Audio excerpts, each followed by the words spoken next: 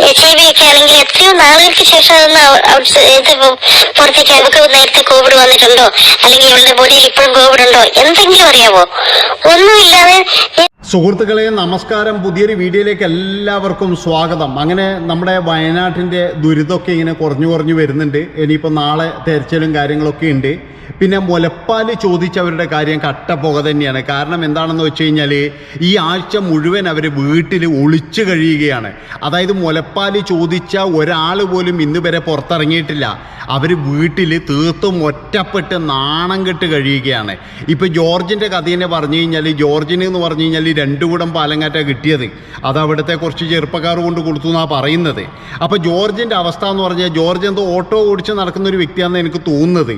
അപ്പോൾ ജോർജിൻ്റെ അവസ്ഥ എന്ന് പറഞ്ഞു കഴിഞ്ഞാൽ ഇപ്പോൾ വീട്ടിൽ ഒരു നാറി പുഴുത്തിരിക്കുമെന്ന്. കാരണം എന്താ വെച്ചാൽ ആരും മിണ്ടുന്നില്ല, ഒരാൾ പോലും ഒരു മൈൻഡില്ല.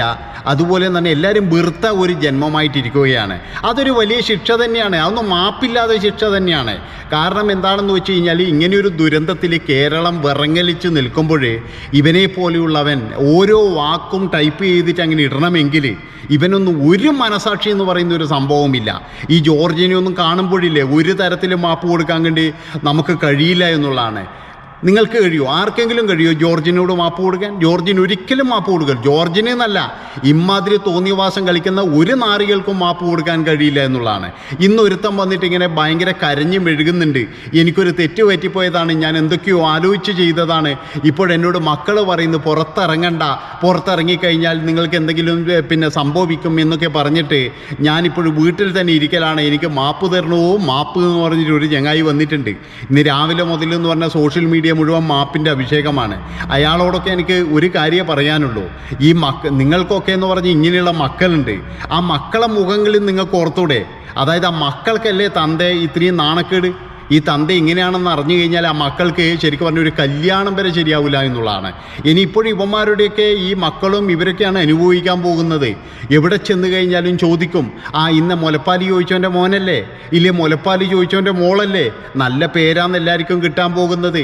ഇതുപോലെയുള്ള തന്തമാരുണ്ടായി കഴിഞ്ഞാൽ അബദ്ധമൊന്നുമല്ല, ഒരബദ്ധമല്ല, ഒരിക്കലും മാപ്പില്ല ഇതിന്. ജനങ്ങൾ വിറങ്ങലിച്ച് നിൽക്കലായിരുന്നു ഒന്ന്. ആ മനസ്സിലാണ് ഇവനൊക്കെ എന്ന് പറഞ്ഞു കഴിഞ്ഞാൽ ആ പുഴുക്കുത്തും കൊണ്ട് ഇവൻ്റെയൊക്കെ മനസ്സിൽ ഹൃദയത്തിലില്ലേ ശരിക്കും കരിങ്കലൊന്നല്ല, അതിലും വലിയ എന്തോ ഒരു സംഭവമാണ്. അതായത് ഒരു തരത്തിലും യഥാർത്ഥ മറ്റുള്ളവൻ്റെ ആ ഒരു വിഷമം കണ്ട് ആ ഒരു ചിരിക്കുന്ന ആഹ്ലാദിക്കുന്ന നമ്മളെല്ലാം, ആ അമ്മമാർ മരിച്ചുപോയ ആ കുഞ്ഞുങ്ങൾ എന്താ ചെയ്യുക എന്നിങ്ങനെയുള്ള ആലോചനയിലായിരുന്നു നമ്മളൊക്കെ. അപ്പോഴാണ് ഇവനൊക്കെ എന്ന് പറഞ്ഞ് ഇങ്ങനെയുള്ള പുഴുക്കുത്തും കൊണ്ട് വന്നത് എന്നുള്ളതാണ്. അതുപോലെ തന്നെ എന്ന് പറഞ്ഞു കഴിഞ്ഞാൽ ഞാൻ 2 ദിവസം മുമ്പാണ് ആ വാർത്ത എൻ്റെ ശ്രദ്ധയിൽപ്പെട്ടത്. ഒരു അമേരിക്കൻ അമ്മായി, അത് മറുനാടൻ മലയാളിയിലൂടെ ഈ പിന്നെ സാജൻസ് കറിയൻ്റെ ചാനലിലൂടെയാണ് വന്നിരിക്കുന്നത്. ആ സ്ത്രീ വിളിച്ചു പറയുന്നത് എന്താണെന്ന് വെച്ച് കഴിഞ്ഞാൽ, ഈ കുഞ്ഞുങ്ങൾക്ക് ഒരിക്കലും പാല് കൊടുക്കാൻ പാടില്ല, ഈ കുഞ്ഞുങ്ങൾക്കുള്ള പാലുകളും കാര്യങ്ങളൊക്കെ എന്ന് പറഞ്ഞാൽ ഹോസ്പിറ്റലുണ്ടാകും, ഈ അമ്മയ്ക്ക് എന്തെങ്കിലും രോഗമുണ്ടെങ്കിൽ ആ മകൾക്കും പിടിക്കൂലേ എന്നൊക്കെ പറഞ്ഞിട്ട്. അപ്പം ഞാൻ വിചാരിച്ചു ഇതൊരു ഭയങ്കര സയൻറ്റിസ്റ്റങ്ങായിട്ടായിരിക്കും എന്നാണ് ഞാൻ ഓർത്തത്. നോക്കുമ്പോൾ അമേരിക്കയിലെ ഏതോ ലോക്കൽ ആശുപത്രിയിൽ ജോലി ചെയ്യുന്ന ഒരു നേഴ്സ് മാത്രമാണ്. എന്നിട്ട് സാജൻ അത് കൊണ്ടുവന്നിട്ട് ഭയങ്കര പൊക്കി പിടിച്ച് കൊണ്ടുവരികയാണ്. കാരണം എന്താണെന്ന് വെച്ച് കഴിഞ്ഞാൽ ഇത്രയും ഒത്തൊരുമയും കാര്യങ്ങളൊക്കെ കാണുമ്പോൾ, അതായത് ആ അമ്മയുടെ മനസ്സാണ് നമ്മൾ കാണേണ്ടത്. അവർ പാല് കൊടുത്തില്ലെങ്കിലും വേണ്ടിയില്ല, അവരതിന് തയ്യാറായി എന്നുള്ളതാണ്. ഇതിനു മുന്നേ നമ്മളെല്ലാവരും കണ്ടിട്ടുണ്ട്.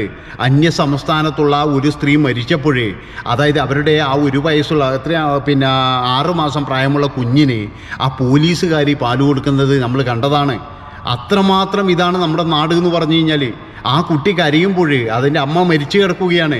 അതുപോലൊരു അമ്മയാണ് പാല് കൊടുത്തത്. അന്നേ ആ ഒരു നിമിഷത്തിൽ പോലീസുകാരി എനിക്ക് രോഗമുണ്ടോ ഇല്ലെങ്കിൽ കുട്ടിക്ക് പകരുമോ എന്നൊന്നുമല്ല നോക്കുക. നമ്മൾ ആരെങ്കിലും നോക്കുമോ? അതല്ലല്ലോ നോക്കുക. അപ്പം അങ്ങനെ രോഗമുള്ള ആളൊന്നും അല്ലല്ലോ ഈ പറയുന്നത്. അവർക്കും വിള കുടിക്കുന്ന ഒരു കുട്ടിയുണ്ട്.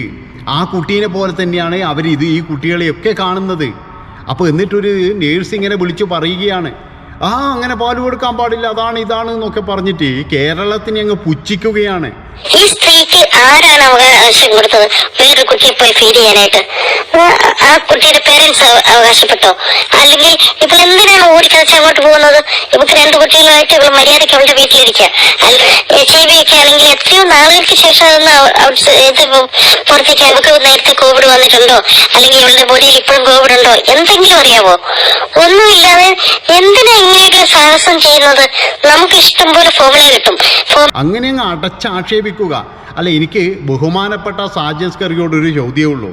നിങ്ങൾക്ക് ഇങ്ങനെയുള്ള കാര്യങ്ങളൊക്കെ വരുമ്പോൾ അത് ഒരു ഡോക്ടറെ കിട്ടൂലേ? അല്ല, ഒരു MBBS പാസ്സായി ഏതെങ്കിലും ഒരു ഡോക്ടർ ഉണ്ടാവില്ലേ? ആ ഡോക്ടറെ വിളിച്ചിട്ട് ചോദിക്കുക നിങ്ങൾ, ഇങ്ങനെ കൊടുത്തു കഴിഞ്ഞാൽ എന്തെങ്കിലും മിസ്റ്റേക്ക് ഉണ്ടോ? ആ ഒരു ഡോക്ടർ പറയട്ടെ. അല്ലാതെ ഒരു ഡോക്ടറെ പോലും കിട്ടാതെ, കാരണം ഒരു ഡോക്ടർമാരും പ്രതികരിക്കില്ല എന്ന് നമുക്കറിയാം. ഒരു ഡോക്ടർമാരും പ്രതികരിക്കില്ല, നല്ല രീതിയിൽ ജീവിക്കുന്ന ഒരു നഴ്സുമാരും പ്രതികരിക്കില്ല. ഇതെന്തോ ഭയങ്കരമായിട്ട് തണ്ട്. അതായത് ബാക്കിയുള്ള കേരളത്തിൽ ജീവിക്കുന്നവരെന്ന് പറഞ്ഞാൽ പുഴുക്കളാണ്. ഞങ്ങൾ മാത്രമാണ് മനുഷ്യർ, ഞങ്ങൾ അമേരിക്കക്കാരാണ്, ഞങ്ങൾ അമേരിക്കൻ മലയാളികളാണ്, കൊച്ചമ്മമാരാണ്, അതുപോലെ അമ്മായിമാരാണ് എന്നൊക്കെ പറഞ്ഞിട്ട് അവളെ വർത്താനം കേട്ട് കഴിഞ്ഞാൽ നമ്മൾ വിറങ്ങലിച്ച് നിൽക്കുന്ന സമയമായിപ്പോയി. കാരണം 2-ാം ദിവസമാണ് ഇവളെ വർത്താനം വരുന്നത്. അന്ന് നമ്മളിങ്ങനെ എന്താ പറയേണ്ടത്, ആകെ ഒരുമാതിരി നമ്മൾക്ക് എല്ലാവർക്കും ഷോക്കേറ്റ പോലെയായിരുന്നു. മനസ്സാക്ഷിയുള്ള എല്ലാവർക്കും എന്ന് പറഞ്ഞു കഴിഞ്ഞാൽ ഷോക്കേറ്റ പോലെയായിരുന്നു നമ്മളന്ന് നിന്നത്. ആ ഒരു സമയത്താണ് ഈ സ്ത്രീൻ്റെ, അതും മറുനാടൻ നമുക്കറിയാലോ. അങ്ങനെ അതൊക്കെയാണ് അവിടെ നടന്നത്. പിന്നെന്ന് പറഞ്ഞു കഴിഞ്ഞാൽ കുറേ എണ്ണം വേറെയുണ്ട്. കുറേ എണ്ണത്തിനെ നമുക്ക് ഇപ്പോഴും പിടികിട്ടിയിട്ടില്ല. അതായത് മാളത്തിൻ്റെ ഉള്ളിൽ നിന്ന് ഇതുവരെ പുറത്തു വന്നിട്ടില്ല.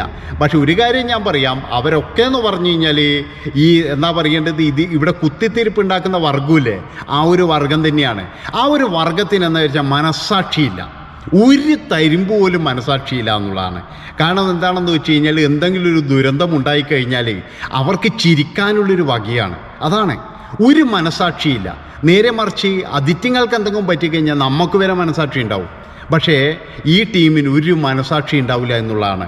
ഈ മനസ്സാക്ഷി ഇല്ലാത്ത നാറികളാണ് പിന്നീട് പാലിന് വേണ്ടിയിട്ട് ഇങ്ങനെ കേണുകൊണ്ടിരിക്കുന്നത്.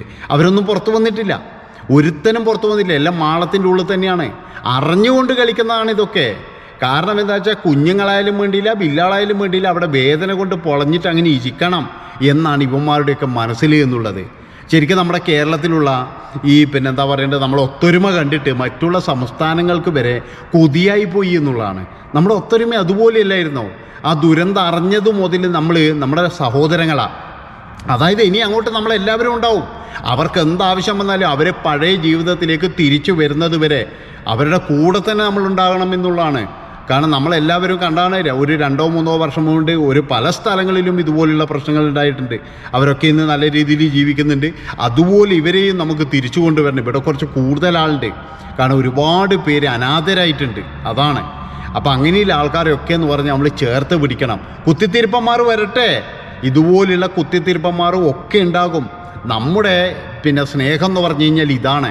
നമുക്ക് സ്നേഹിക്കാൻ മാത്രമേ അറിയുള്ളൂ. ഒരു കുഞ്ഞ് അവിടെ നിന്ന് കരയുമ്പോഴേ അതിന് പാല് കൊടുക്കാൻ ഞാൻ തയ്യാറായാണ് എന്ന് പറഞ്ഞിട്ട് വരുന്ന അമ്മമാരുള്ള നമ്മളെ നാടുണ്ടല്ലോ, അതൊരു പുണ്യം ചെയ്ത നാടാണ്.